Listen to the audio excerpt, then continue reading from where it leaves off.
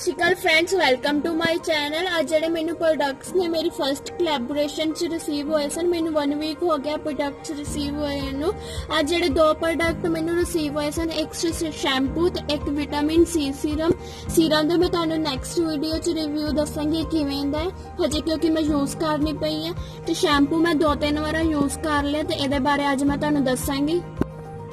ਜੇ ਗੱਲ ਕਰੀਏ ਇਸ ਬ੍ਰਾਂਡ ਦੀ, ਇਹ ਲਗਜ਼ੂਰਾ ਸਾਇੰਸ ਜਿਹੜੀ ਬ੍ਰਾਂਡ ਹੈ ਨੈਚੁਰਲ ਪ੍ਰੋਡਕਟਸ ਯੂਜ਼ ਕਰਦੀ ਹੈ, ਨੈਚੁਰਲ ਪ੍ਰੋਡਕਟਸ ਬਣਾਉਂਦੀ ਹੈ, ਕੈਮੀਕਲ ਫ੍ਰੀ ਇਹਨਾਂ ਦੇ ਪ੍ਰੋਡਕਟਸ ਹੁੰਦੇ ਨੇ।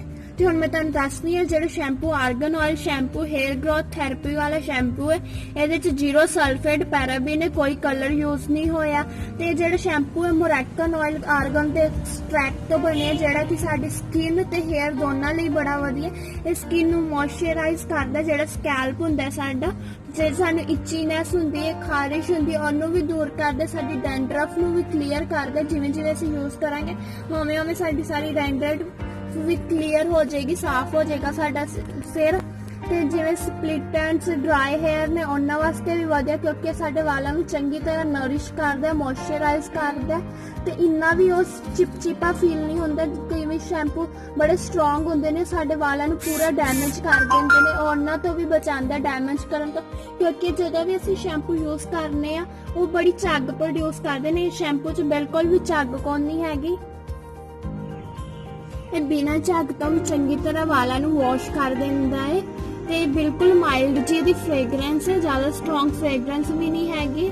ਤੇ ਮੈਨੂੰ ਦੱਸਣਾ ਤੁਸੀਂ ਹੋਰ ਕਿਹੜੇ ਪ੍ਰੋਡਕਟਸ ਦੇ ਰਿਵਿਊ ਜਾਣਨਾ ਚਾਹੁੰਦੇ ਹੋ, ਕਮੈਂਟ ਕਰਕੇ ਦੱਸਣਾ, ਮੈਂ ਤੁਹਾਨੂੰ ਉਹਨਾਂ ਦੇ ਵੀ ਰਿਵਿਊ ਦੱਸਾਂਗੀ ਤੇ ਨਾਲੇ ਦੱਸਾਂਗੀ ਵੀ ਕਿਵੇਂ ਦੇ ਪ੍ਰੋਡਕਟਸ ਨੇ। ਪੂਰੀ ਤਰ੍ਹਾਂ ਮੈਂ ਯੂਜ਼ ਕਰਕੇ ਫਿਰ ਹੀ ਰਿਵਿਊ ਕਰਨੀ ਹੈ। ਜੇ ਗੱਲ ਮੈਂ ਤੁਹਾਨੂੰ ਸੁਜੈਸਟ ਕਰਾਂਗੀ ਤੁਸੀਂ ਇਹਨਾਂ ਦੇ ਬ੍ਰਾਂਡ ਦੇ ਪ੍ਰੋਡਕਟਸ ਯੂਜ਼ ਕਰੋ, ਕਿਉਂਕਿ ਮੈਂ 2 ਪ੍ਰੋਡਕਟ ਹਜੇ ਤੱਕ ਯੂਜ਼ ਕਰਦੀ ਪਈ ਤੇ ਮੈਨੂੰ ਵਧੀਆ ਲੱਗੇ ਨੇ। ਤੇ ਇਹ ਸ਼ੈਂਪੂ ਤੇ ਵੈਸੇ ਹੀ ਬਹੁਤ ਵਧੀਆ, ਮੈਂ ਕਿਉਂਕਿ 2-3 ਵਾਰ ਯੂਜ਼ ਵੀ ਕਰ ਚੁੱਕੀ ਹਾਂ।